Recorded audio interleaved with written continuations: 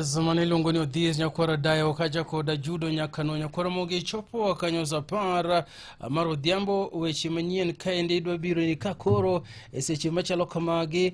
yo ma adimba tokeno ka kwasitie kotokore ng'eoni ngwema atakuwa na di areas Radio Ramogi Karchun Jaluo Matuch e kor gwenge gi Roda Odhiambo.